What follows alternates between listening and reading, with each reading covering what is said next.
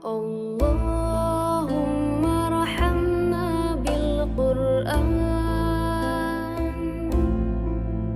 واجعله لنا إماما ونورا وهدى. Alhamdulillahirabbil alamin. Kita bisa bertemu kembali, mudah-mudahan gak bosan. Ya, kita syukuri dengan mengucap alhamdulillah. Ya. Alhamdulillahirabbil alamin. Wa bihi nasta'inu ala umurid dunya waddin. Wassalatu wassalamu ala nabiyina Muhammadin wa ala alihi wa sahbihi ajmain, amma ba'du. Allahumma sholli ala Muhammad wa ala ali Muhammad.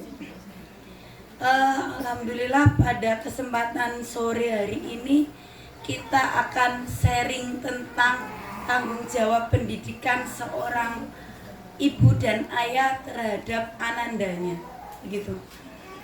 Ya, bagaimanapun juga, gitu ya, pendidikan itu menjadi sesuatu hal yang paling utama dari zaman ke zaman, gitu. Walaupun mungkin modelnya berbeda, semuanya itu diniatkan untuk, gitu ya, untuk apa? Untuk kebaikan anak-anak kita. Di slide 1 saya nggak banyak buat slide. Itu slide saya buat 10 menitan. Nggak tahu, pokoknya slide yang pertama ini, yang pertama tadi, ya. Ini adalah slide yang ada di surat An-Nisa, ya, ayat 9. Mudah-mudahan kita sebagai orang tua dimudahkan untuk mendidik putra-putri kita dengan sebaik-baiknya dan menjadikan mereka itu menjadi generasi-generasi yang terbaik, yang hidupnya jauh lebih sejahtera dari kita, yang prestasinya juga lebih bersinar daripada kita, yang rezekinya bisa lebih luas daripada kita, dan amalnya juga lebih baik dari kita, gitu. Itu harapan kita. Bahkan kiprah-kiprahnya di dunia dakwah atau di dunia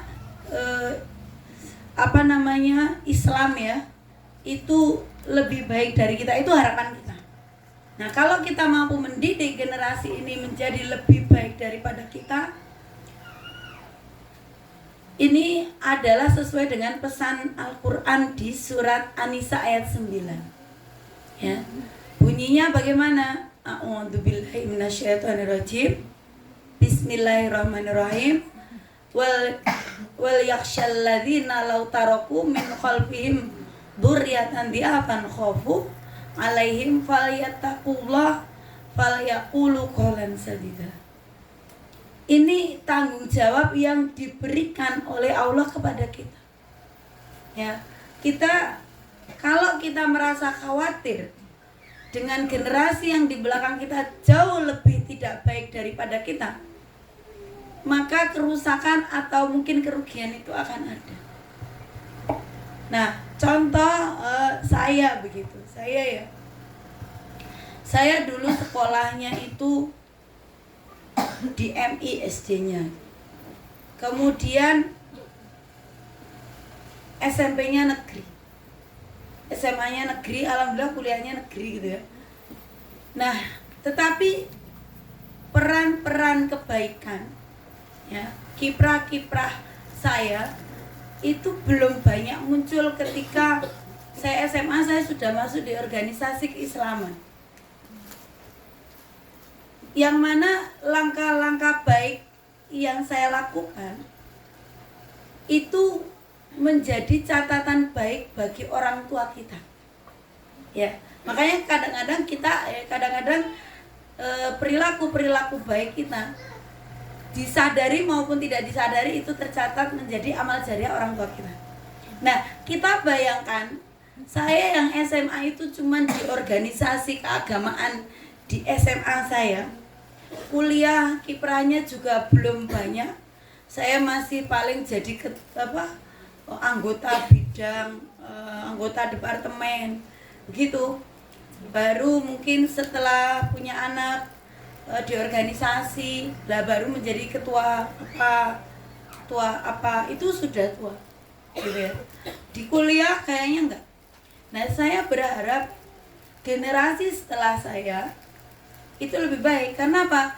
Kalau saya yang biasa-biasa aja itu bisa menjadi catatan amal soleh untuk orang tua saya, nah otomatis kita harus mempunyai catatan yang lebih baik lagi, yang itu bukan pekerjaan kita, tetapi kita itu kayak mendapat karunia-karunia atau pahala-pahala yang itu bukan dari kita. Lantas dari siapa? Ya dari anak-anak kita gitu. Kalau dia itu jadi anak yang baik, sholatnya anak kita itu pahalanya naik ke orang tuanya. Enak kan jadi orang tua kalau punya anak soleh gitu ya. Kemudian alhamdulillah ketika SMA saya hanya bisa seperti itu, anak saya lebih. Dia bisa menjadi penghafal Quran, dia di organisasi. Waktu kuliah gitu ya, dia itu sudah bisa ngisi. Bahkan mungkin sejak semester awal tuh dia jadi bidang kaderisasi, kemudian jadi wakil ketua himpunan mahasiswa muslim fakultas kedokteran. Dan yang amanah yang di kampus sebelum dia selesai kuliah itu dia jadi ketua mentoring satu universitas. Ketua, bukan mentoring ya namanya, ketua P3AI. P3AI itu pengembangan pembinaan pendidikan agama Islam. Nah mungkin bahasa gampangnya adalah ketua mentoring. Dan ketika mahasiswa sudah bisa ngisi kemana-mana, saya belum bisa. Tapi saya menjaga kesolehan, amal baik, ngaji secara tidak langsung dipetik oleh orang tua saya. Nah kalau saya punya lebih, ya anak saya bisa lebih dari saya, maka yang akan kita peroleh itu keuntungannya juga lebih. Nah pesan di dalam Al-Quran itu apa? Dan hendaklah kita takut sama Allah, ya. Orang yang sekiranya mereka meninggalkan keturunan yang lemah di belakang mereka, yang mereka khawatir terhadap kesejahteraan. Maksudnya apa gitu ya? Ini terpotong ayatnya. Kesejahteraannya.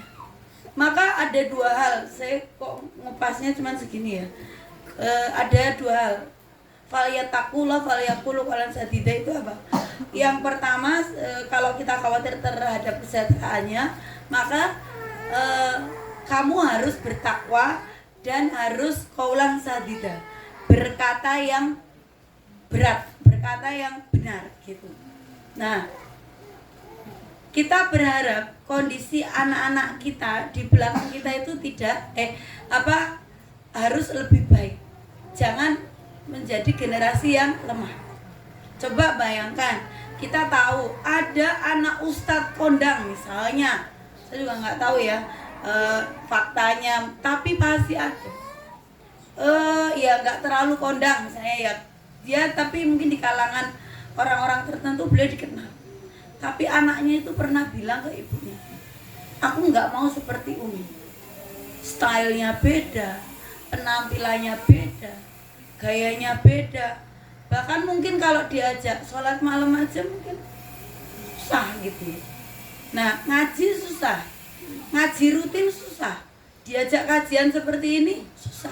Karena Pak, aku nggak mau seperti ini, yang repot-repot ngurusi dakwah. Nah ini repot banget kita. Apa yang di belakang kita kalau seperti itu, PR kita itu umat, PR kita itu masyarakat. Harusnya kita di dalam keluarga kita itu selesai urusan, beres. Maka di buku saya Agar Bunda Tetap Bisa Berdakwah itu tagline-nya itu waktu di Proyo itu apa?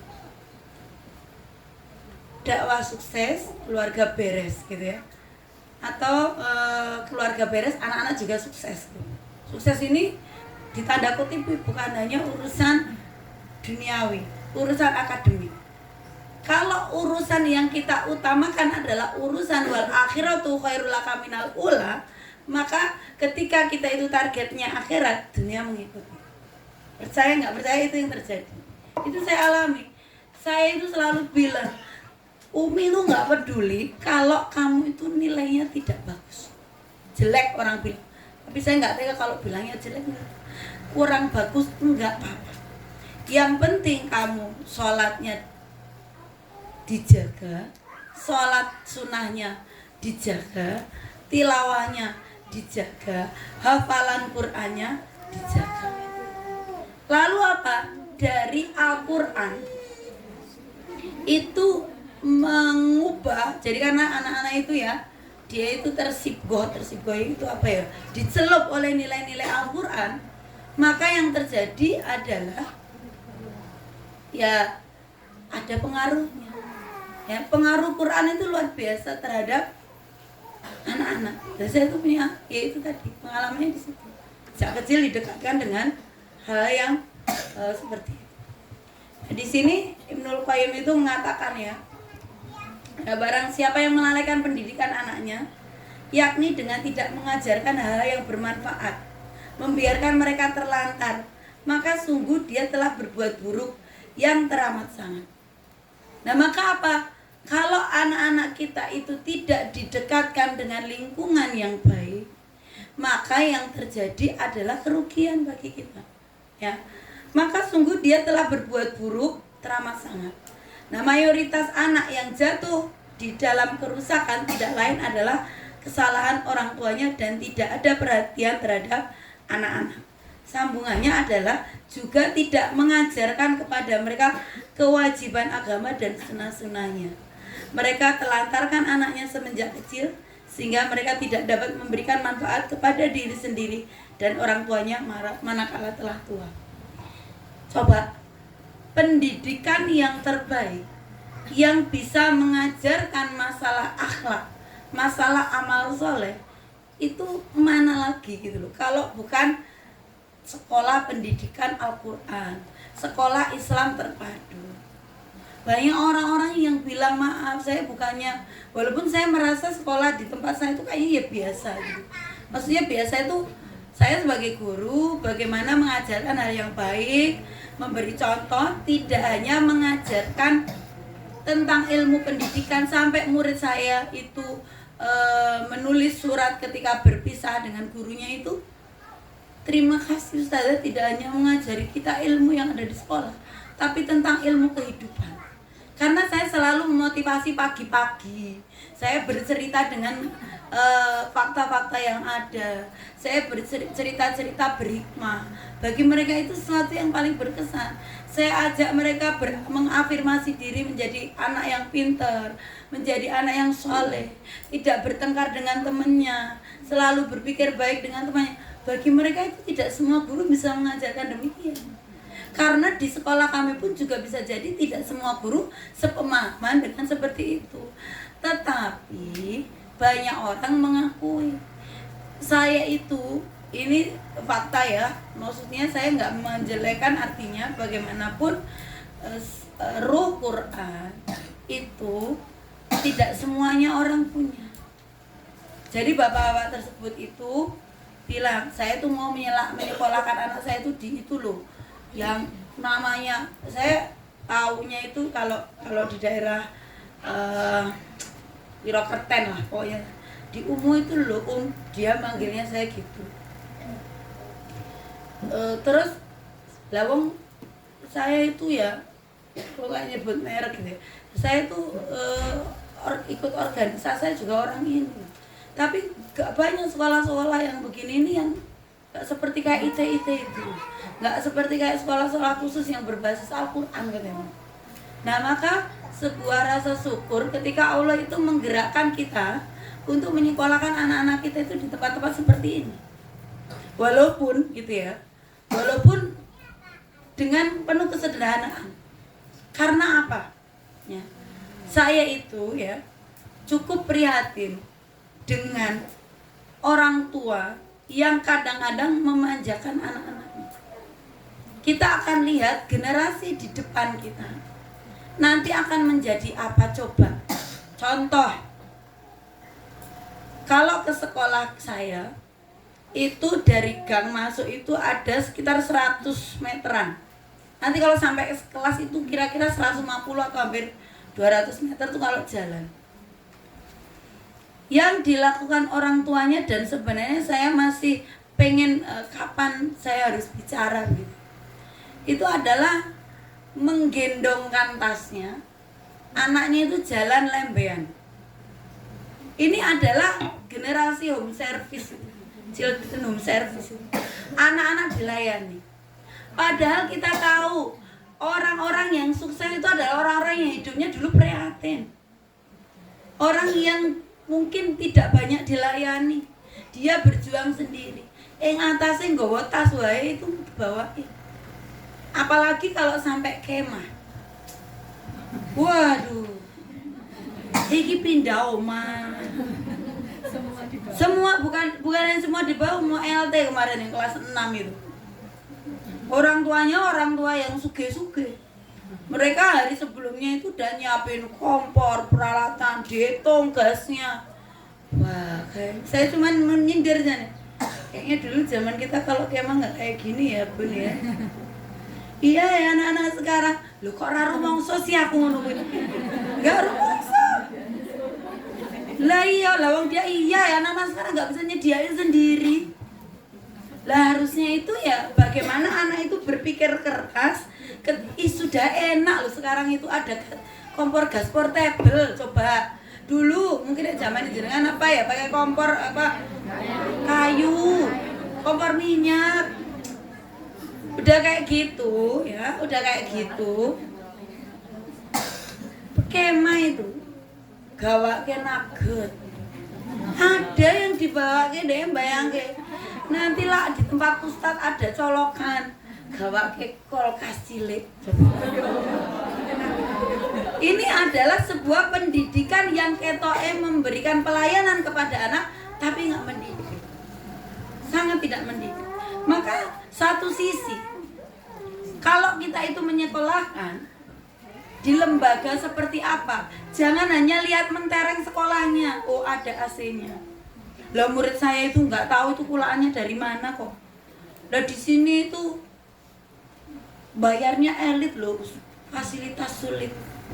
Bela, ikulan sekan ngendi gitu. Bayarnya elit, fasilitas sulit. Ilmu itu mahal. Kalau mau sekedar beli AC itu lebih murah daripada ruangan-ruangan yang bagus. Loh ada pesantren kok sekarang itu yang seperti itu.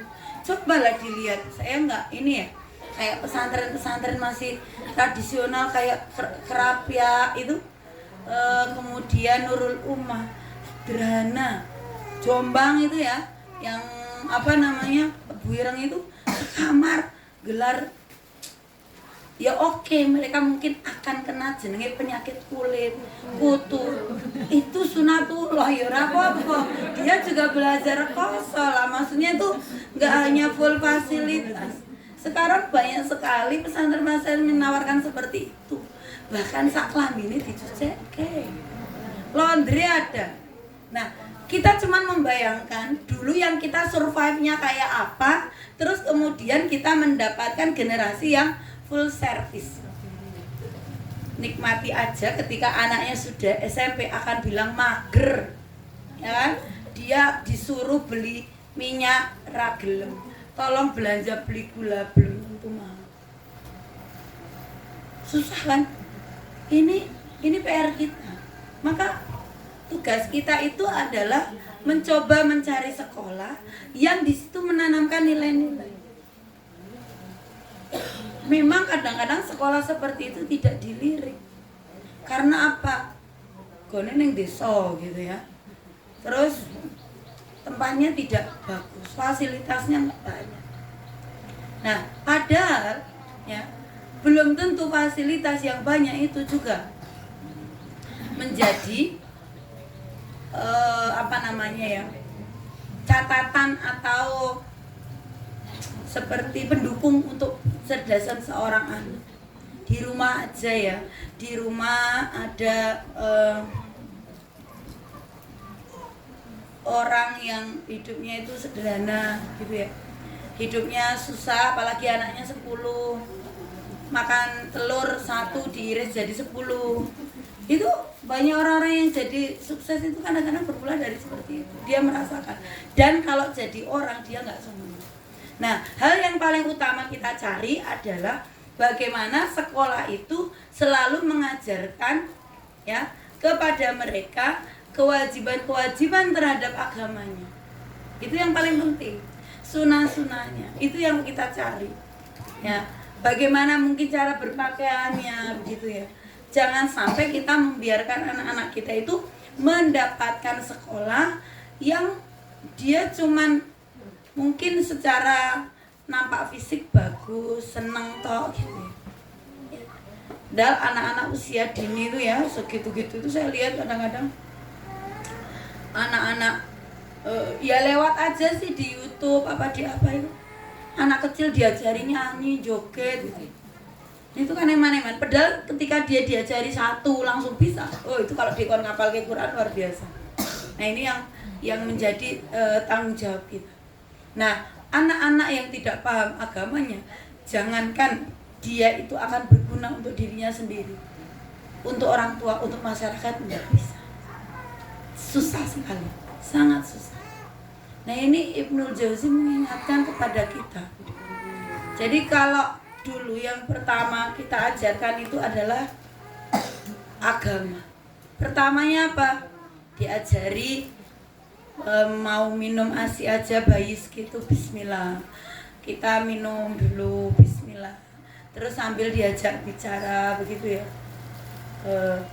Kemudian sambil mungkin dinyanyi yang Islami atau diajak murota, ya apa namanya? Tilawah. Nah ini yang pertama. Enggak mungkin kita itu pertama kok bacakan bayi segini tuh dibacakan materi IPA ya enggak sampai. Tapi yang akan bisa masuk itu adalah kita ngaji. Terus bismillah. Mau maaf bismillah. Oh iya alhamdulillah. Diajari mensyukuri enak ya makanannya. Ini makanannya gurih atau apa. Terus melihat keluar. Ini udaranya segar. Ini yang nyiptakan Allah semua. Itu yang kita ajarkan. Nah, maka kalau kita itu sibuk memilihkan sekolah untuk daycare bayinya, ya pilihlah yang ini dulu. Yang mana orang-orangnya itu terbina.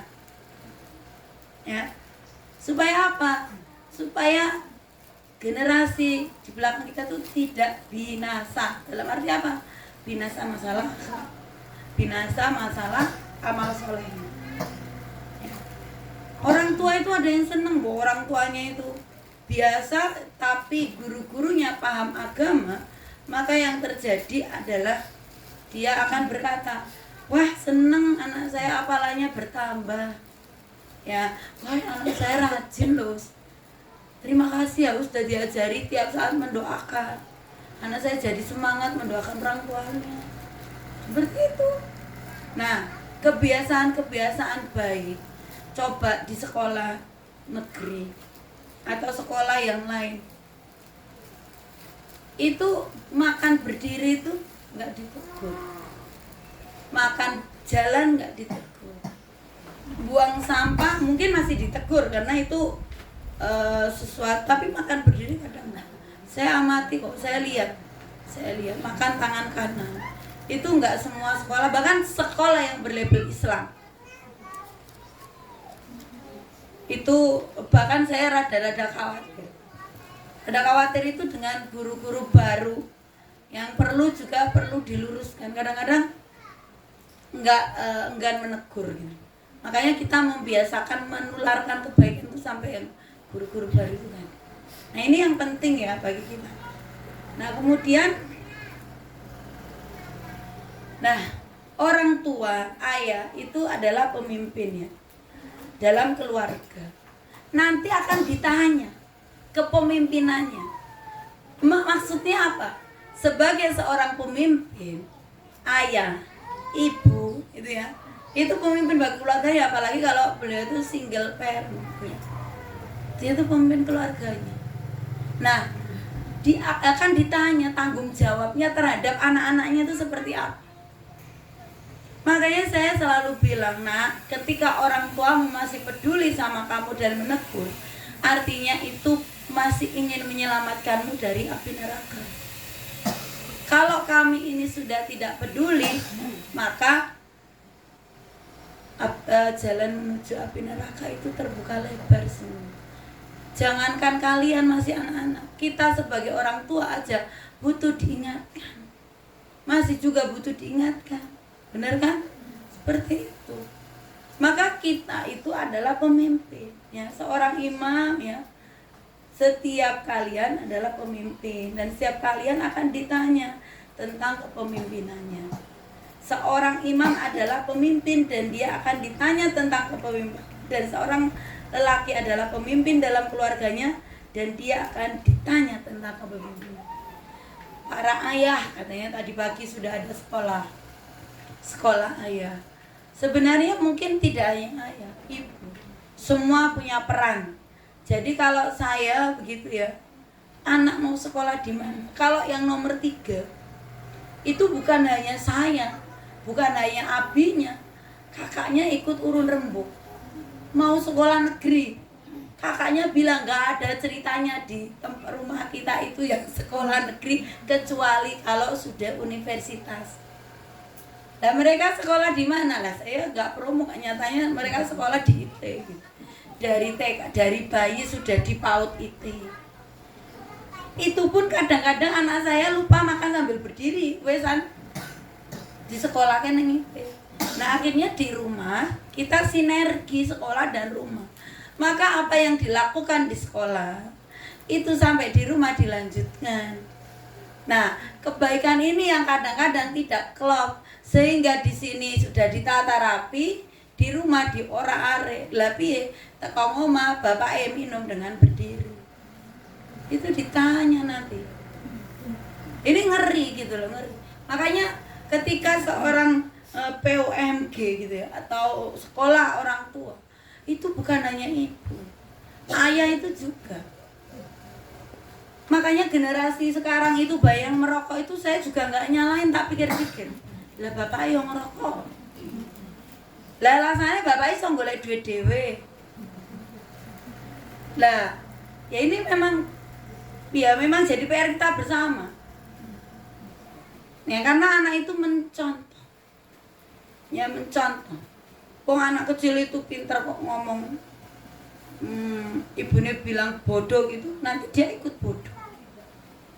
Nanti ibunya bilang apa, anaknya ikut. Tuh kita bertanggung jawab. Maka di dalam salah satu kitab ya, satu kalimat yang terlontar dari lisan kita, apapun itu akan dipertanggungjawabkan di akhirat. Akan ditanya, kamu kok bisa ngomong kayak gitu. Jadi setiap apapun, saya ngomong begini juga akan dipertanggungjawabkan di akhirat. Ketika saya ngomong ke anak saya apapun, dipertanggungjawabkan. Semua tidak ada yang terlewat.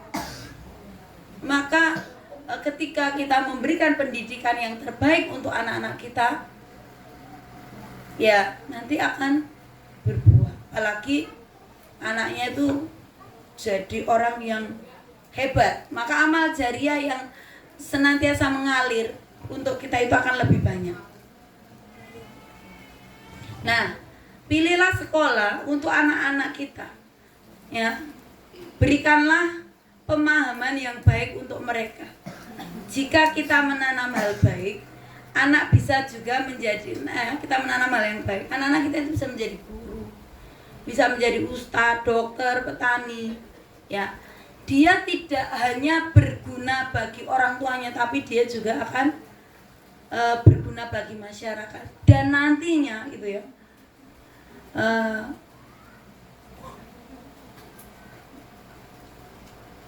intinya begini, ketika dia menjadi seorang anak, dia akan menjadi bagian dari masyarakat dan bermanfaat bagi masyarakat.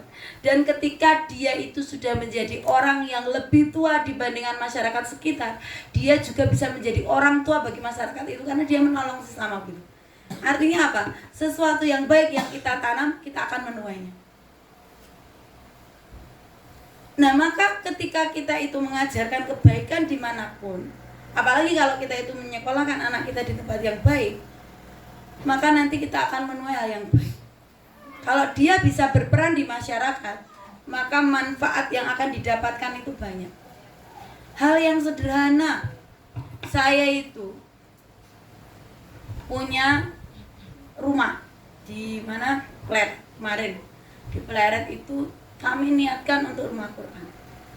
Terus karena harus membuat rumah di Jalan Wonosari, itu baru saya tinggali Oktober ini setahun. Genap setahun saya tinggal. Tapi yang saya lakukan gitu ya, ketika mungkin saya jadi guru, ketika orang tua saya mengajari hal yang baik bahwa kamu itu harus bermanfaat untuk orang lain, khairunas anfa'ulinas, yang saya lakukan itu adalah saya nggak kenal lelah. Pagi ini tadi gitu ya, jadwal pagi itu beberapa, sampai siang ada takziah dan sebagainya ya. Terus layaran sejalan berangkat sini nanti habis maghrib ada. Saya punya murid-murid Quran, santri Quran. Malam itu lansia.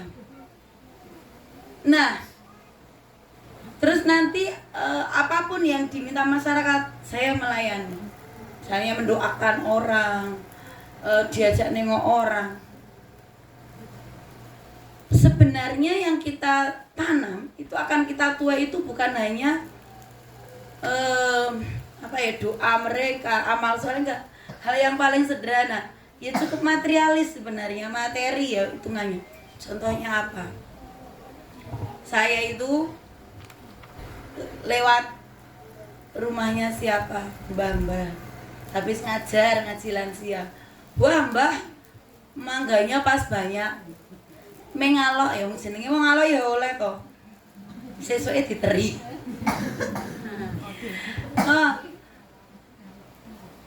Ini mangganya kok, ini mangga mangga madu itu jarang dijual. Kok ngene jenengan kok rada jarang juga tuh tinggi karena pohonnya udah tinggi. Iya itu tuh dia tuh mau nyuruh anaknya suruh metik gitu, mau ngasih saya. Dan ternyata benar gitu ya. Saya besoknya dikasih. Terus Aming takon, saya jujur saat itu takon. Kalau kelapa yang biasa kita beli, itu kan kelapa hijau itu toh. Nah kalau kelapa kuning kecil-kecil itu kira-kira bisa dimakan nggak? Aku takon, Bu, kayak gitu tuh, itu tuh apa ya enak ya dimakan lah? Aku ya takon toh. Saya dikai satu angkatan itu isinya berapa gelundung? Aku bingung sih ngonceki yo, nggak punya benduk. Terus ada berapa lama lagi, nah maksudnya apa? Kalau kebaikan kita itu pahala jelas, ya kayak gitu itu tuh kadang-kadang kalau di kampung, di masyarakat itu apa? Berapa bulan lalu itu masalah nangkane itu mateng gitu. Nah kok ternyata itu ditanya apakah saya di rumah apa enggak gitu. Tapi orang ngenai nongko ki nek jenenge nongko kan mungkin diiriske ngono kae ya. Kalau kita kayak beli. Enggak, jenengan tahu yang model pack kotak-kotak itu buat wadah nasi tapi yang agak tinggi. Iku wis oncekan kayak wis resik iki rong pack. Astagfirullah, itu fakta. Lah tadi gitu. Tadi juga saya belum menemukan pelakunya. Di depan pintu rumah saya itu ada nongko sak gelundung. Aku ya repot ya ngonceki mau ki juga tau getak kabeh. Nah, maksudnya begini, sesuatu hal yang baik yang kita tanam pasti kita akan tuai. Orang tuh kalau nggak seneng kan nggak akan ngasih, ya kan? Nggak akan ngasih. Abok kita pengen tuh kue rong karuan didoli ya. Gitu. Nah itu artinya kalau kita menanam kebaikan, ya kebaikan itu yang akan kita dapat. Maka kita mendidik anak kita itu kalau kita itu nggak begitu sempat, maksudnya gini, jenengan tuh kan kerja. You know? Terus saiki nek golek pembantu teman saya itu hampir 1 juta. Bener nggak? Nah makanya Gus Bah itu bilang sebenarnya biaya buat sekolah anakmu itu adalah infakmu pada agama Allah. Bener loh, infak kita. Jadi kalau ada generasi di belakang kita itu baik dan dia menebarkan kebaikan, itu apa jenenge, kontribusi kita untuk agama ini, ya kan? Coba kalau saya punya anak tak sekolahnya neng IT, bayarnya juga banyak. Kalau sebenarnya terus kuliah, ya, dia mau menjadi dokter. Sekarang dokter kalau swasta saya nggak tahu ya, kalau swasta mungkin di UI itu udah uang mukanya 1M 500 sampai 1 anak saya negeri kok. Negeri aja itu kalau koas 1 semester 13 juta. 13 juta itu 1 semester. Berarti per bulan rata-rata 2 juta. Itu nek sekolah sing fasilitas ngono kae kan 2 juta ya. Podo ya, dan ternyata sama. Nah, maksudnya apa?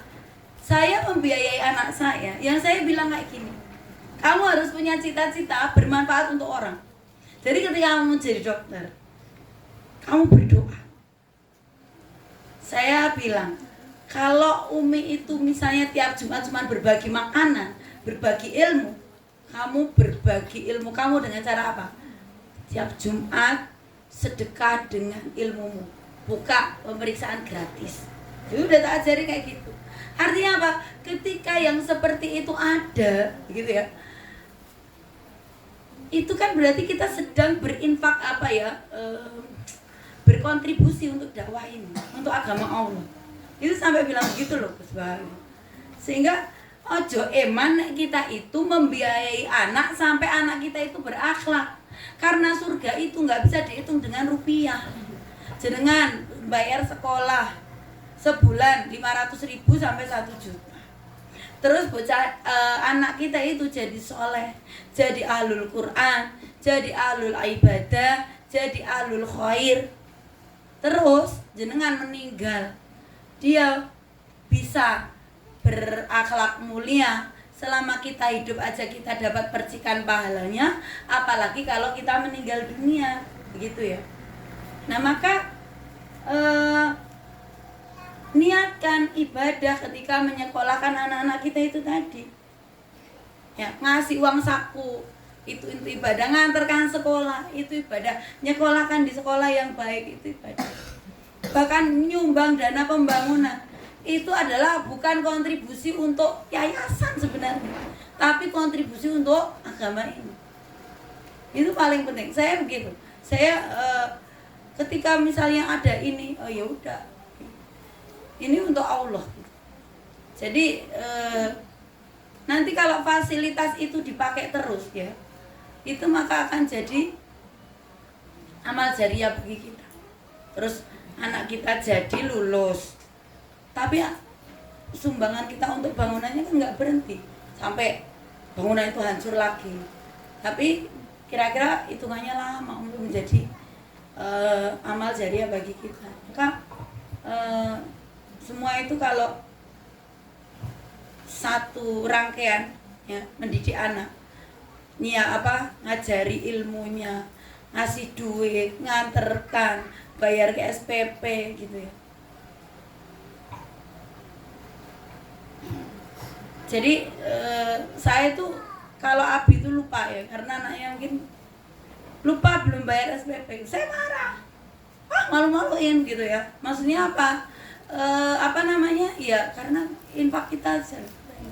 Nah makanya kalau kita niatkan ya, infak yang paling pertama kan untuk keluarga ya, jangan merasa memang uangnya terbatas, jadi niatkan untuk untuk anak-anak kita itu sudah infak kita. Mungkin untuk tetangga ya lebih terbatas, nggak apa-apa kan, karena infak yang terbaik adalah untuk keluarga kita. Jangan sampai pendidikan anak kita itu terbengkalai.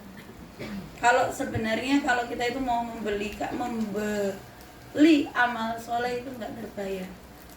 Maksudnya itu nggak bisa dihitung kalau dengan uang itu susah. Karena banyak orang tua yang bilang merasa alhamdulillah anak saya bisa seperti ini.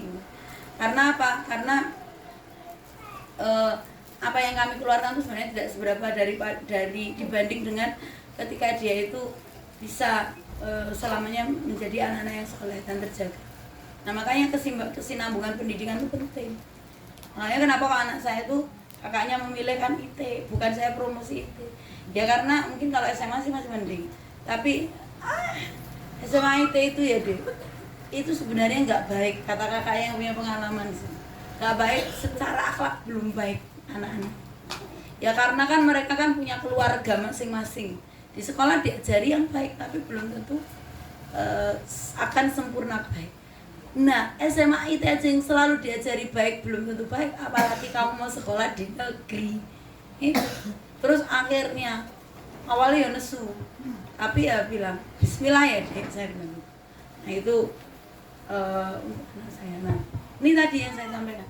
Jika wafat ya, idza mata banu adama in qata'a ila salasin shadaqatin jariyah au ilmin yuntafa'u bihi aw waladin sholihin. Semuanya masuk. Kalau kita menyekolahkan anak kita sedekah nih di lembaga, ini masuk amal jariyah. Kita memberikan ilmu yang bermanfaat walaupun tidak secara langsung ibunya yang memberikan, tapi ngasih modal untuk dapat ilmu bermanfaat, itu tidak terputus. Terus dia jadi soleh lengkap. Makanya kalau menyekolahkan di, sebenarnya sih itu fasilitasnya juga nggak bagus-bagus amat. Walaupun saya bermimpi bisa lebih bagus gitu ya, tetapi toh yang penting nggak terlalu apa ya, membuat anak manja. Nah ada, saya nggak tahu di sini pulangnya jam berapa? Oh jam 11. Kalau di sekolah kami kan jam 3 gitu. Itu saya juga heran, anak-anak itu duhur itu waktu istirahat itu mesti bermain. Padahal di Cina itu kenapa anak-anaknya cerdas? Itu kursinya, itu lihat, aku lagi bermimpi. Kursinya itu bisa di setting kayak naik kereta itu loh. Terus dan mereka ada tutup matanya untuk wajib tidur. Ya saya wajib tidur. Nah anak-anak kelas saya yang perempuan itu nggak tidur, tapi saya ajak cerita di kelas, ngadem di kelas itu, maksudnya walaupun bukan ada aslinya, tapi di kelas aja. Jarang murid saya akhirnya keluar pas istirahat gitu, sehingga energinya nggak terlalu terforsir. Kalau anak laki-laki panas bal-balan, udara panas kayak gini, masya Allah. Nah ini tentang pentingnya ya ilmu-ilmu yang bermanfaat itu tadi. Nah sebagai orang tua yang bijaksana itu mesti memperhatikan ya langkah-langkah yang harus ditempuh untuk merealisasikan obsesinya. Apa? Aku mau jadi dengan pengen punya anak itu seperti apa sih? Itu yang harus ditulis pertama kali. Aku mau jadi anak yang soleh, ahlul Quran, ahlul khair, ahlul ibadah. Wes, kalau sudah seperti itu, langkahnya apa? Pilih. Kalau di rumah itu ibunya all out di rumah, bisa mengajarkan, ajari di rumah, tak masalah, tak usah sekolah. Tapi kalau ibunya merasa tidak mampu, maka pilih sekolah yang mengajarkan pertama nilai-nilai Al-Quran lebih dulu. Karena Al-Quran itu yang paling penting. Yang dia itu kayak pedoman hidup kita, dia itu kayak petunjuknya kita, kayak rambu-rambu sampai. Nah kalau tersibgoh oleh nilai Al-Quran, maka saya punya murid, dia itu dites IQ-nya itu di bawah rata-rata, tapi hafalan Qurannya dia lebih maju dari teman-temannya. Saya selalu motivasi dia, apa? Kamu jadi hebat. Dan luar biasanya anak itu kosong Senin Kemis. Padahal dia itu orang bahkan dia bergaul aja kadang nggak bisa. Dia itu ya pokoknya di bawah rata-rata. Saya motivasi orang tuanya. Terus bahkan saya selalu berikan ruang untuk dia supaya dia nggak minder. Kamu tahu, di antara kalian hari ini yang doanya paling dikabulkan adalah doanya temanmu ini. Bahkan dia dengan bangganya ketika dia mendekat saya, Ustazah semoga Ustazah sehat, semoga Ustazah bahagia. Wah, akhirnya tak eksploitasi. Mbak, kamu lagi puasa kan? Doain Ustazah ya. Ya semoga Ustazah banyak mudanya, banyak rezekinya, keluarganya. Saya kira dia amin ya. Ya saya juga doakan semoga Ustazah itu selalu bahagia. Ya nggak apa-apa. Nah dia termotivasi terus akhirnya. Nah coba kalau ada sekolah yang nggak memberikan ruang-ruang untuk anak-anak yang dia memiliki seperti itu, dia Qurannya lebih bagus daripada temannya. Hafalannya banyak. Saya bilang, Pak, Bu, nanti putra jenengan akan dicerdaskan. Pokoknya yang penting sekarang seperti itu. Ada kisah Imam Syafi'i, dia punya murid. Jadi kalau jenengan punya putra tidak pinter atau mungkin IQ di bawah rata-rata, jangan khawatir. Ya, dekatkan dia dengan Al-Quran. Terus waktu itu Imam Syafi'i punya murid yang seperti itu. Diajari nggak bisa di kelas, dibawa pulang nggak bisa. Lalu Imam Syafi'i bilang, wahai muridku, aku ini manusia biasa, tidak bisa membuat kamu cerdas, tidak bisa memasukkan ilmu ke dalam diri kamu. Maka tugas kamu pulang, yang harus kamu lakukan adalah kamu sholat. Sholat itu adalah langkah pertama untuk meraih sukses. Sholat. Wasta'inu bis-shobri was-sholat. Sholat. Minta sama Allah dibukakan kecerdasan, maksudnya jadi cerdas. Dibukakan otakmu supaya lebih cerdas. Juga kamu jangan pernah lupa minta doa ibu kamu. Doa ibu itu ya, itu mengalahkan segalanya. Jadi mulai sekarang itu doa itu jangan pernah dilewatkan. Nah maka kalau kita udah bercita-cita tadi, ya langkah pertama apa? Kita fokus, benar-benar konsentrasi, kita sendiri memperbaiki diri kita dengan Al-Quran dan dengan akhlak mulia. Ibadah kita juga kita tambah, riyadhah kita tambah, ya, agar cinta Allah datang pada hidup kita itu apa? Baca Quran, ya, taqarrub ila Allah dengan ibadah sunnah, kemudian zikir, kemudian mentadaburi keagungan Allah dan semuanya. Nah, itu penting. Jadi kalau kita punya cita-cita, makanya di akhir ya ada kalimat ya, memasukkan mereka pada sekolah-sekolah berbasis Al-Quran itu masih diabaikan, bahkan jangan menjadi prioritas, ya. Anak-anak itu bangga kalau udah masuk negeri. Berarti cita-citanya nggak klop dengan dulu. Oh, aku pengen jadi Al-Quran, gini. Tapi nek dek iki matematikane elek bingung. Nek pas salate telat ora nesu. Ini parah ini. Saya punya murid. Saya prihatin tapi bukan murid saya yang sekarang. Kamu bangun jam berapa? Jam 6. Lah terus subuhmu jam berapa? Ya habis mandi subuh. Lah kalau libur kadang nggak dibangun. Mesake bocah gak bisa.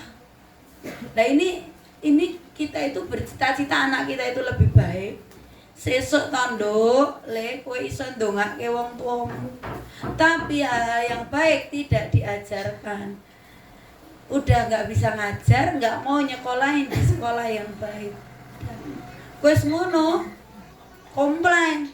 Wah bayarnya larang. Lah kalau ya sumbut lah antara pengeluaran dan nanti apa yang didapat.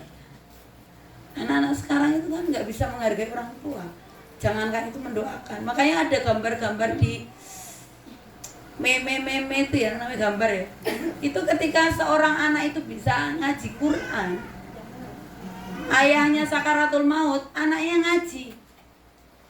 Nek ora iso maca Quran, cekelane HP. Ngerti nek ning HP ki ono bacaan Quran. Kowe pas bapake sakaratul maut setel ke HP. Susah loh, ya itu enggak nyambung lawangan. Nganggo media langsung dari hati. Nah, makanya itu tuh enggak serius. Makanya itu tadi kita berniat mau jadi anak kita itu jenengan bisa ya nanti memetakan. Aku mau anakku jadi apa? Yang kemarin guru SMA IT ya. Pengen anaknya itu jadi penghafal Quran. Ya udah. Nah, berarti prioritasnya seperti itu. Sekolah, berarti sekolah yang berbasis Quran. Berakhlak mulia ya seperti itu. Terus juga kesinambungannya di rumah.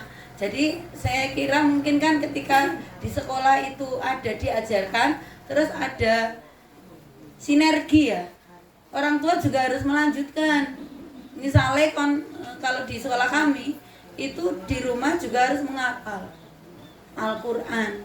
Jadi khawatirlah ketika anak ini sudah tidak peduli lagi dengan ibadah, dengan tilawah. Kalau udah nggak peduli, kita perlu khawatir. Kalau matematika nggak bagus, jangan khawatir. Nanti bisa dikejar. Bismillah, bisa semuanya itu. Nah, maka dari itu kita harus memulai dari cita-cita kita ya, yang baik. Semoga anak-anak kita itu bisa hidupnya lebih sejahtera, ya, lebih soleh, ngajinya, hafalannya lebih banyak. Makanya kalau kata Ustadz Adi Hidayat yang namanya Ahlul Quran itu bukan hanya penghafal Quran 30 juz atau juz 30 kan. Karena banyak orang yang hafal Quran adabnya juga tidak dipakai. Tapi adalah orang yang hafal Quran, orang yang Ahlul Quran itu adalah dia mencintai Al-Quran.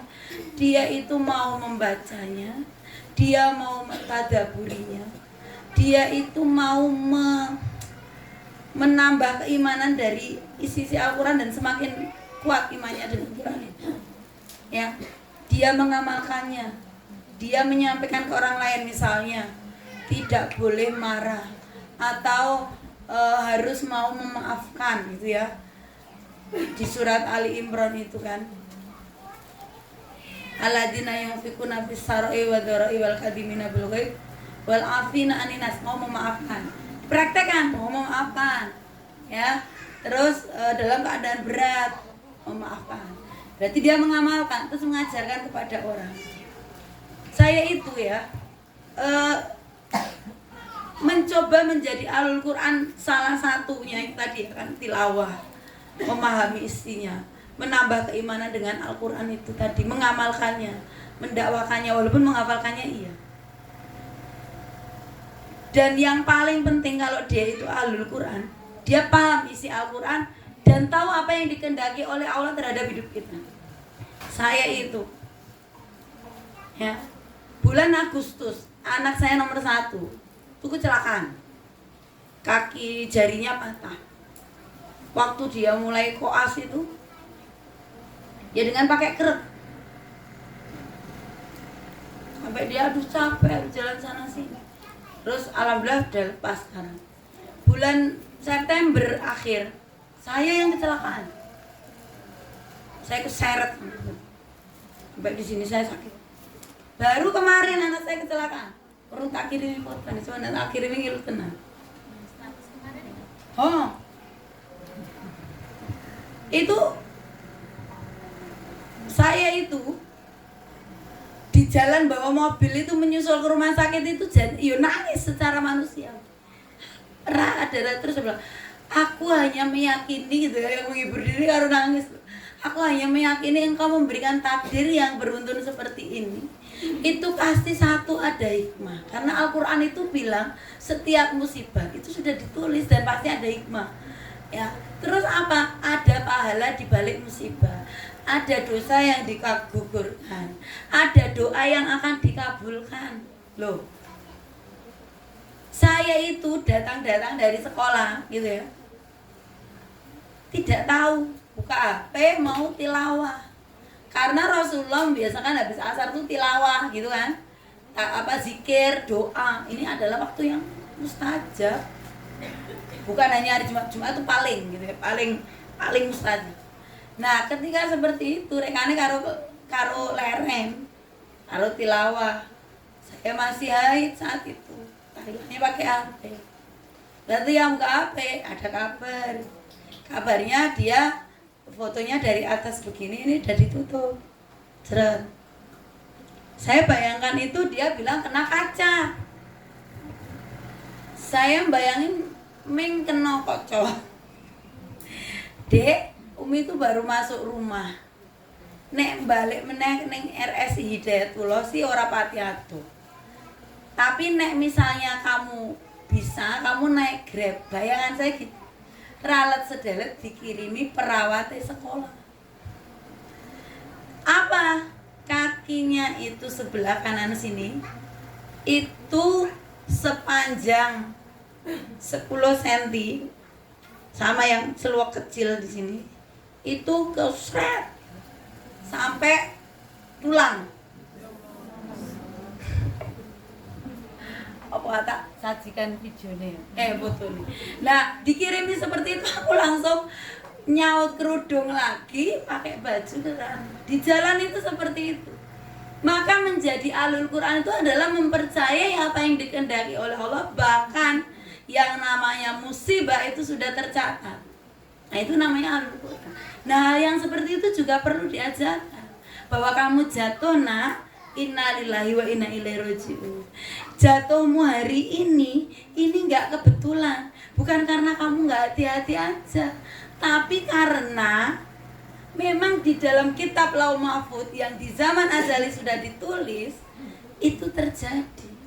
Jadi kalau ada orang pertanyaan kok bisa? Yo bisa, wong wis dicatet dalam takdir kok. Nah, inilah gunanya menjadi ahlul Quran. Dan di sekolah saya mengajarkan hal itu. Ketika kamu ada yang ketinggalan, ini sudah Allah catat. Apapun, bukan karena kadang-kadang apa? Kita sudah berhati-hati aja, musibah itu apa yang terjadi? Anak saya tuh lihat mading itu ada kacanya, kaca itu tuh rada jepat. Rekane arep dipenake. Ketika arep dipenake, dari sana ada bola meluncur. Akhirnya kocone ini srek kayak diiris itu sampai jahitannya 20. Nah, terus ketika saya lihat itu ya saya nangis. Tapi saya terus menghibur diri. Kakaknya aja, karena kami menanamkan nilai-nilai seperti itu, kakaknya itu WA, Dek, kamu itu kesempatan berdoa sebanyak-banyak dan akan dikabulkan. Coba, kalau enggak ada nilai-nilai yang masuk ke dalam diri mereka, yang sudah kita biasakan seperti itu sejak mereka kecil, itu ahlul Quran. Lah dia iso ngapalke 30 juz, tapi adab enggak punya. Bahkan menghayati isinya. Bahkan dia mudah menyalahkan orang lain ketika musibah datang pada dirinya. Belum tentu itu ahlul Quran. Jadi kita mulai dari yang sekecil itu. Itu bahwa semua itu Allah sudah atur. Nah, seperti itu. Itu kan adem semuanya. Sudah. Semua kita kan gitu, motivator. Kita ketemu orang yang senyumnya lebar, kita syukuri. Makanya nggak ada yang namanya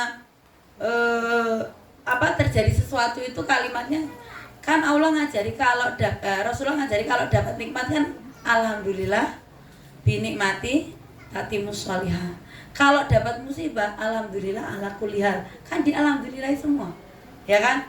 Nah, itu contohnya orang-orang yang paham tentang Al-Qur'an. Nah, dia termasuk ahlul Qur'an.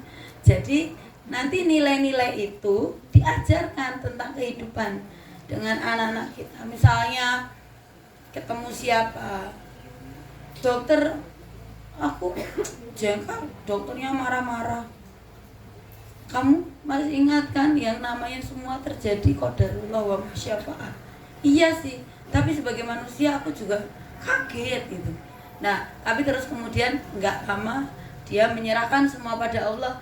Bahwa jadi gini, konsep yang saya ajarkan juga kepada anak-anak, bahwa ada sesuatu yang tidak sesuai dengan kita, itu adalah musibah. Karena apa? Ya kan tidak cocok dengan kita.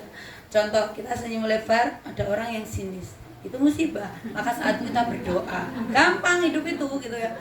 Oh, saya itu ya sudah mau menyapa gitu ya, lah kok edok-edok malah menggok rono. Saya bilang enggak apa-apa, itu wis qadarullah wa masyafa'ah. Ya sudah, lah kan gitu kan. Daun jatuh enggak kebetulan ya. Kita ketemu orang yang melengos kebetulan. Alhamdulillah langsung berdoa dikabulkan loh. Enggak usah sakit hati gitu ya. Ya mungkin ya gitu. Tapi tenang aja. Nah, ini semua belajar. Saya mengajarkan terus ke anak-anak saya.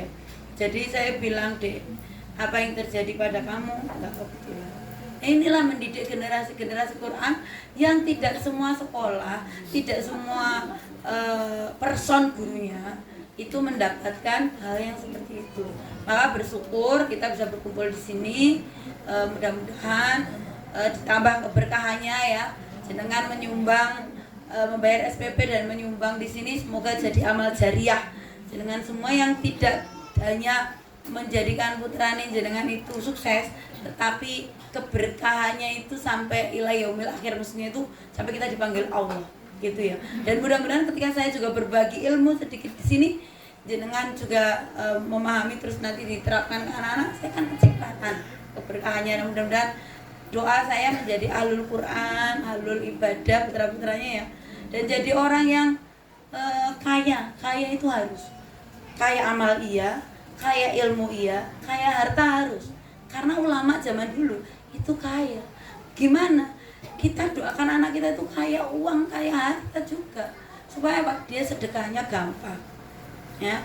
Terus kemudian mau umroh emangnya nggak pakai uang? Pakai ya. Emang pesawatnya siapa? Ya. Kalau kita mungkin rumahnya di Madinah, di Mekah gitu ya, setiap saat ya. Tapi kita kan di Indonesia. Terus haji ya. Jadi kan mau daftar haji, sekarang nunggunya berapa tahun? Ya. 32 tahun ya, mudah-mudahan ya Allah, bismillah, yang hadir di sini bisa umrah sekeluarga, bisa haji furoda. Nah, rezeki Allah itu maha kaya, nggak tahu datangnya, amin aja, bismillah. Pokoknya kita yakin gitu. Kata Bu Yahya itu yakin. Jangan sekedar kita nggak punya uang. Rekening kita di Allah itu jauh lebih banyak dibandingkan rekening yang ada di buku kita sama apa angkanya gitu ya. Banyakin zikir minta rezeki. Kata Ustaz Adida juga ya berkaitan rezeki, Raya Rozak ya Goni. Doakan anak kita. Kalau sekarang mungkin kita merasa cukup dengan kehidupan kita, jangan biarkan cukup nanti keadaan anak kita, harus lebih gitu ya. Nggak tahu, karena namanya rezeki itu tidak tahu datangnya dari mana ya. Banyak orang-orang yang dititipi rezeki melimpah, yang tiba-tiba di kisah-kisah nyata itu dia ngasih gitu loh. Percaya nggak kayak gitu? Percaya. Tiba-tiba putranya jenengan biasa, sekolah biasa, orang tuanya biasa, terus tiba-tiba jadi orang berpangkat. Atau tiba-tiba ada orang yang ngasih modal pada putranya untuk punya usaha besar. Lah itu kan kita nggak tahu. Ya seperti itu. Tahu Ustadz Dasat Latif itu ya. Beliau itu cerita, nikah itu kan orang Makassar.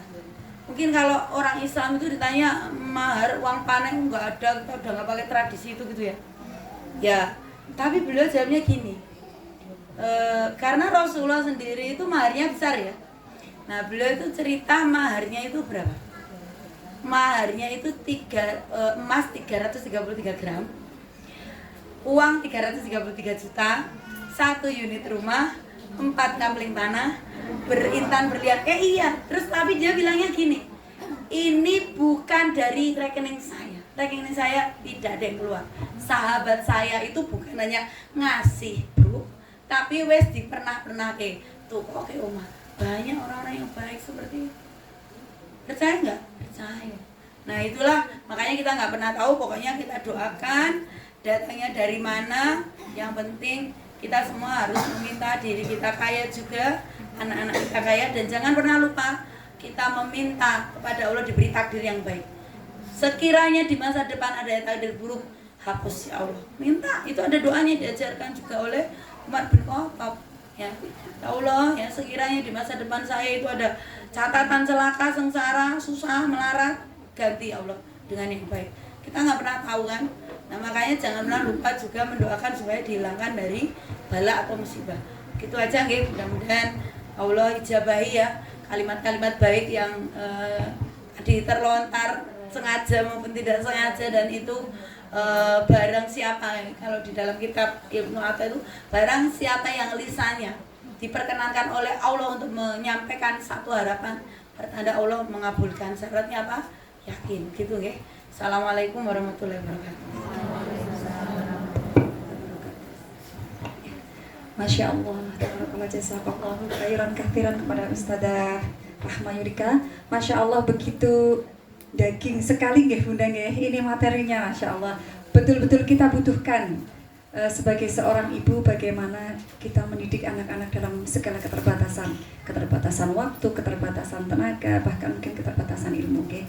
Pasti banyak sekali di dalam hati para bunda pertanyaan-pertanyaan yang ingin disampaikan kepada Ustadzah Rahma Yulika?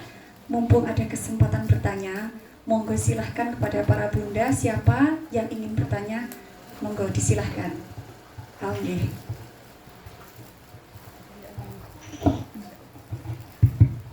Sebelumnya, Assalamualaikum warahmatullahi wabarakatuh. Ya. Mohon izin bertanya Ustazah. Sebelumnya perkenalkan, nama saya Yuri, alumni Wali Rutab. Jadi Anda sudah alumni, tapi masih derek pengajian. Yang pertama terkait ini Bunda Ustazah, sikap orang tua yang mungkin maksudnya sih nggak memanjakan, cuman karena saking sayangnya sama anak jadi berusaha kayak anak maunya apa itu mencoba kita turuti, sehingga misalnya suatu saat anak mau sesuatu itu ya gimana caranya kita memberikan apa yang anak inginkan. Nah itu sikap orang tua yang seperti itu sebenarnya baik atau sebenarnya perlu dibatasi atau yang seperti gimana? Lagi nih Ustazah, ada insyaallah. Yang kedua terkait tadi yang hafiz Quran gitu ya, ahlul Quran tapi justru malah adabnya keluar dari Al-Quran. Itu sebenarnya apa-apa saja sih yang menyumbang si anak sampai seperti itu? Padahal orang tua sebenarnya sudah tergerak menyekolahkan ke tempat-tempat yang memang berpendidikan Al-Quran, tapi hasil akhirnya kok ya hafal, tapi kok aduh adabnya seperti itu. Nah itu apa saja yang menyumbang anak sampai seperti itu? Yang terakhir, kalau tadi seperti yang disampaikan, kita mengikhtiarkan pendidikan anak sebaik mungkin. Kita sudah berusaha, tapi ternyata harapan-harapan kita terhadap anak itu di luar ekspektasi kita. Nah itu apa yang mungkin bisa orang tua lakukan atau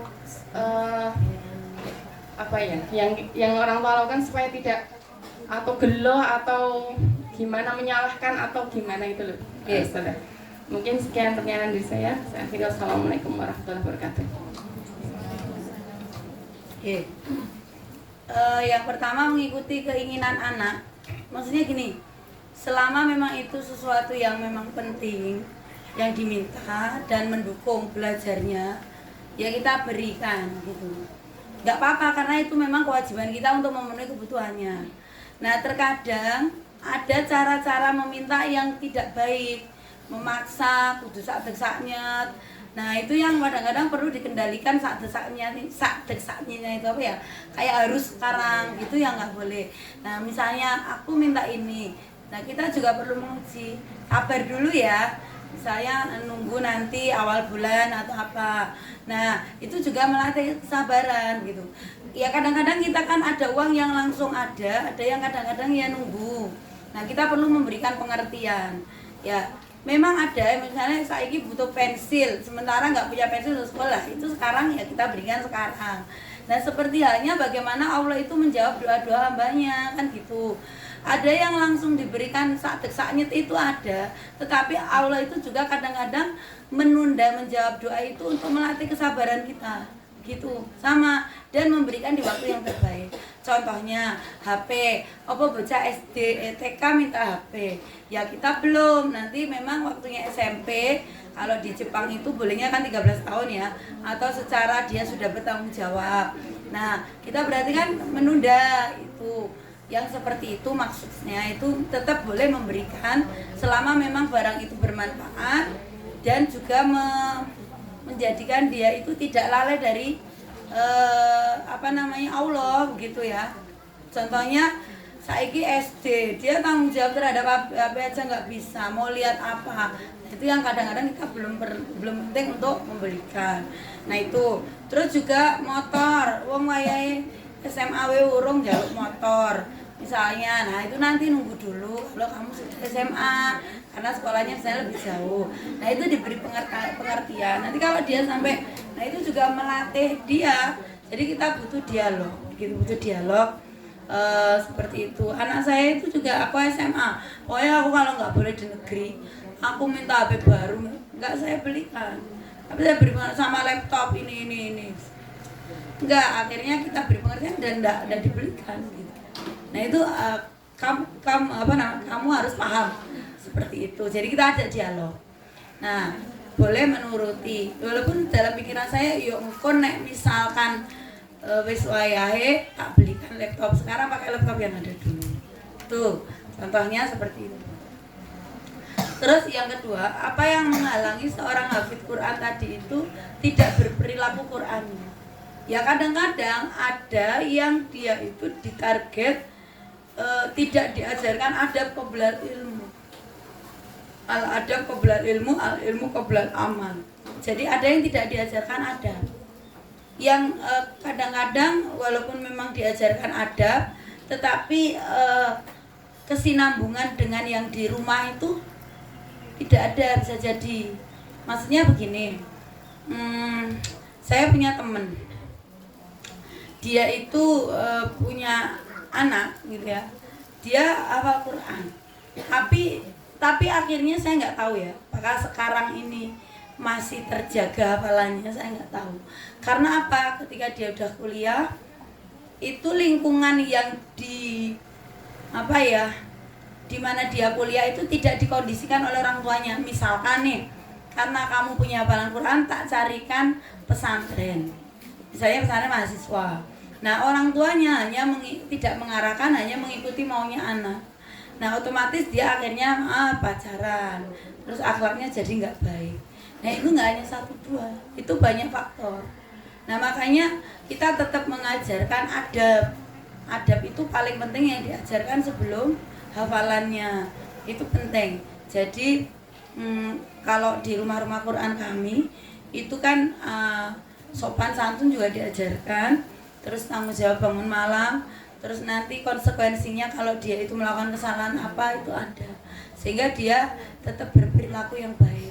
Dan kita coba mengangkat isi-isi Al-Quran aja, tidak hanya sekedar menghafal, tapi mengajarkan nilai-nilai yang ada dalam Al-Quran.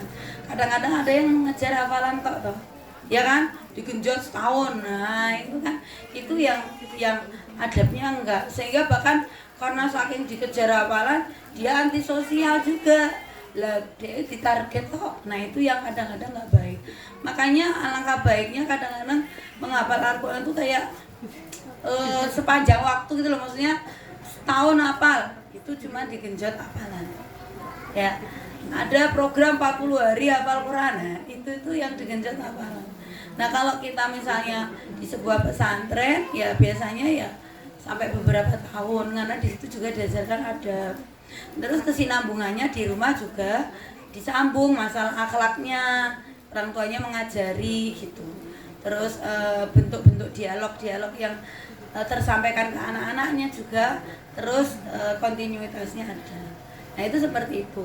Jadi kita kalau misalnya menghafal Al-Quran nggak hanya melulu untuk menghafal, tapi ada jeda untuk sedikit mentadaburi isinya, mengajarkan akhlak-akhlak, itu penting begitu. Itu yang kedua. Terus yang ketiga, ketika kita mendidik anak, harapan kita baik tetapi di luar ekspektasi kita. Ya kita berserah dirinya kepada siapa? Kita mengimani bahwa semua yang terjadi nggak kebetulan. Ya Allah itu dengan nama Muqit itu meliputi segala sesuatu. Allah itu tahu semuanya. Allah itu qadir, ya, memberikan ketetapan. Ala kulli syai'in qadir. Semuanya itu tidak kebetulan. Saya selalu belajar menyadari, ketemu apapun, saya lagi salah jalan, kenapa saya harus lewat sini?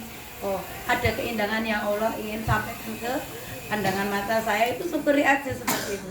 Oh, ternyata di sini ada sebuah pendopo yang bagus. Mudah-mudahan nanti saya bisa mengembangkan yayasan saya juga memiliki seperti itu, kan akhirnya kita menyampaikan. Nah, kalau yang berkaitan dengan anak ya, saya bilang ketika ada satu hal yang di luar ekspektasi kita, saya bilang sama Allah, ya Allah, anakku ini adalah milikmu. Kita itu cuma titipi. Nah makanya saya bertobat sekiranya dalam mendidik dia itu ada yang salah. Saya sholat taubat, makanya mendawamkan sholat taubat. Sholat taubat itu menjadi sebuah kewajiban kalau bagi saya sendiri gitu. Kemudian apa? iringi dengan sholat hajat. Kita memohon kan apa itu tulisannya tadi? Tanya Mbak Atun, suruh baca. Awalu torikil ibah. Jadi Indonesianya itu adalah mengawali segala sesuatu, mengawali segala kesuksesan. Langkah pertama memulai kesuksesan itu adalah sholat. Nah, jadi saya mengiringi setiap fase perkembangan anak saya itu dengan mendekatkan diri kepada Allah. Kalau dia ujian, dia mesti lapor, kemudian saya diminta berdoa, ya saya sholat gitu, sholat taubat, sholat hajat, kemudian saya tilawah. Itu waktu dia ujian. Kemudian kalau meleset ya mungkin belum rezekinya. Nah terus kita itu dampingi anak-anak kita itu ya itu tadi. Kalau dulu saya pernah bilang bahwa saya Said Ibnu Musayyab itu bilang, setiap aku ingat anakku aku tambah rakaat sholatku. Setiap aku ingat anakku aku tambah rakaat sholatku. Jadi ya ketika ada hal yang mengecewakan, ya kita minta aja sama Allah. Kita menggerakkan diri kita untuk dekat sama Allah. Diperbanyak doanya, diperbanyak mengingat kenikmatan yang lain, ya kita syukuri. Oh iya wis alhamdulillah dia masih bisa gini. Kayak tadi murid saya itu, alhamdulillah walaupun nilainya nggak bagus, dia akhlaknya baik, puasa Senin Kemis, Al-Qur'annya bagus. Nah itu kan berarti ada nikmat lain yang Allah karuniakan yang patut kita syukuri, nanti yang lainnya akan mengikuti. Walaupun mungkin saat ini belum, pastilah akan ada saatnya. Makanya kita mengiringi langkah anak-anak kita itu dengan kesolehan kita. Nah makanya semakin kalau Ibnul Jauzi bilang, baiknya hubungan kamu dengan Allah akan baik hubunganmu dengan keluargamu, dengan anak-anakmu, mudah mengarahkan gitu. Nah itu paling seperti itu. Saya evaluasi diri kok, kalau anak saya lagi susah diapakan gitu, atau ini ibadahku lagi tidak baik saja, itu pasti itu. Makanya banyak istighfar, banyak tobat gitu. Terus juga kalau kemarin ya, materi kemarin, keberkahan ilmu seorang anak itu juga takdimnya murid pada guru, takdimnya orang tua pada guru gitu.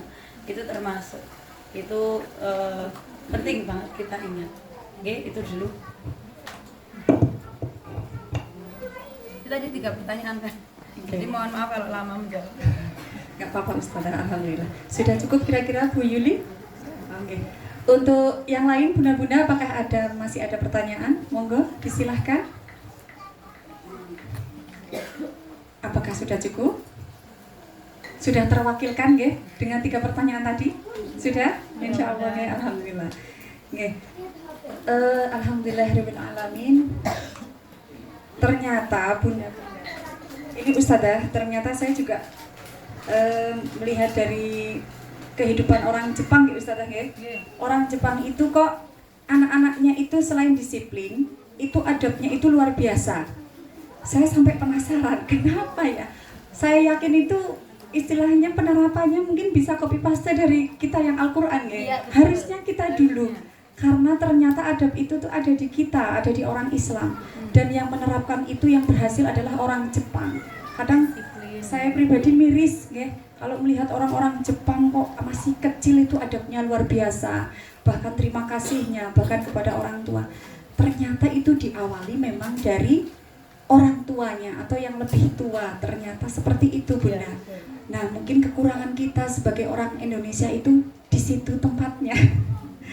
Ada ilmu yang betul-betul terbatas dari kita, bahkan mungkin ada penerapan di kehidupan sehari-hari yang memang belum terlaksana nggih Ustazah. Ternyata belum terlaksana. Bahkan saya berpikir kok orang zaman dahulu itu bisa luar biasa mendidik putra-putrinya, bahkan yang punya anak 10 nggih Ustazah. Itu kenapa gitu? Kadang saya berpikir seperti itu. Ternyata orang-orang zaman dahulu itu niki nggih Ustazah, aku sangat hormat sekali kepada para ustadz ya, sangat mendukung sekali terutama ilmu Al-Quran. Itu saya melihat orang-orang zaman dulu itu Masya Allah teladannya luar biasa. Kalau nggak bisa diplan. Gak Us. Dan itu nggak protes. Beda dengan zaman sekarang ya Ustazah. Zaman sekarang guru menegur murid tidak sholat saja kena hukuman nggak Ustazah? Masya Allah, astagfirullahaladzim. Itu ternyata kenyataan di Indonesia memang seperti itu nggak Ustazah? Nggak, betul sekali. Ternyata menjadi orang tua itu gampang-gampang susah. Karena menjadi trend center itu ternyata lumayan nggak Ustazah? Perlu banyak ilmu. Nah, alhamdulillah kita semua di sini para bunda-bunda solihah mendapatkan ilmu sedikit demi sedikit. Bahkan masya Allah ini banyak sekali dari Ustazah Rohma Yulika. Mudah-mudahan setelah kita pulang dari sini kita bisa menerapkan di kehidupan kita sehari-hari dari hal yang sangat sederhana dan sedikit, mulai dari yang sedikit itu tadi. Dicontohkan dari kita pribadi selaku orang tua, pastinya kami para ustadzah juga banyak sekali ini ilmunya yang insya Allah untuk mendidik anak-anak kami yang di sini itu bismillah bersama-sama nggih Bunda, insya Allah bersama-sama saling bersinergi.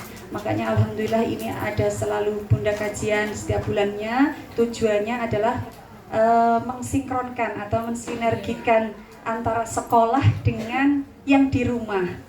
Jadi mudah-mudahan bunda-bunda semuanya bisa menerapkan ketika di rumah dengan hal-hal yang sederhana, bersama dengan kami membentuk anak Anda menjadi lebih baik, menjadi generasi Qur'ani. Ternyata menuju generasi Qur'ani itu banyak sekali kerikilnya, banyak sekali ujiannya. Mudah-mudahan bisa dilewati bismillah dengan keyakinan yang penuh kepada Allah Subhanahu wa taala seperti yang disampaikan oleh Ustazah Rohma Yulika. Berhubung sudah sore nggih para bunda, alhamdulillah semua kegiatan sudah kita lewati dengan lancar dan alhamdulillah apa yang sudah disampaikan oleh Ustazah Rohma Yulika juga banyak sekali manfaatnya bagi kita semua. Untuk para bunda-bunda solihah, jazakumullahu khairan katsiran kami ucapkan atas waktunya sudah bersedia berkenan beristiqomah dalam majelis ilmu bersama Rutab Al-Qarni. Apabila kami dari selaku panitia dan dari para ustadzah ada kurang lebihnya, ada salahnya, ada hilafnya, mohon dimaafkan. Oke, bunda-bunda, terima kasih. Sudah selesai nih Ustazah? Ada tambahan Ustazah? Sedikit aja. Oke, Ustazah, monggo. Mudah-mudahan kontribusi panjenengan semua diganti oleh Allah dengan yang lebih banyak. Amin. Jadi kalau mengeluarkan uang sekolah atau uang apa saja untuk kebaikan, entah infak atau apa, dengan perbanyak zikir. Ya Rozak, ya Rozak, ya Rozak, Dzul Quwwatil Matin Urzukni, itu ada dalam surat apa ya saya lupa. Pokoknya jenengan bayar infak, bayar SPP, pas ngeluarkan nanti diganti sama Allah banyak. Karena apa? Niat kita Allah. Nanti itu artinya apa? Ya Allah kayak memberi rezeki, tambahkan rezeki kepadaku. Jadi setelah jenengan mengeluarkan uang, jangan lupa berdoa itu. Ya Rozak, 3 kali ya. Ya Rozak, Dzul Quwwatil Matin Urzukni, itu ada dalam Al-Qur'an. Tapi saya surah apa lupa, agak belakang, maksudnya 15 ke belakang, saya lupa. Ya. Jadi pasti diganti. Saya sering melakukan hal itu. Benar itu gantinya lebih banyak. Jadi niatkan aja semua itu karena Allah nanti diganti. Oke. Berarti mulai sekarang semua bunda semangat untuk membayar SPP, oke? Insya Allah. Jazakumullahu khairan Ustazah Rohma Yulika. Alhamdulillah kami tutup acara pada sore hari ini dengan doa kafaratul majlis bersama-sama. Sumangga.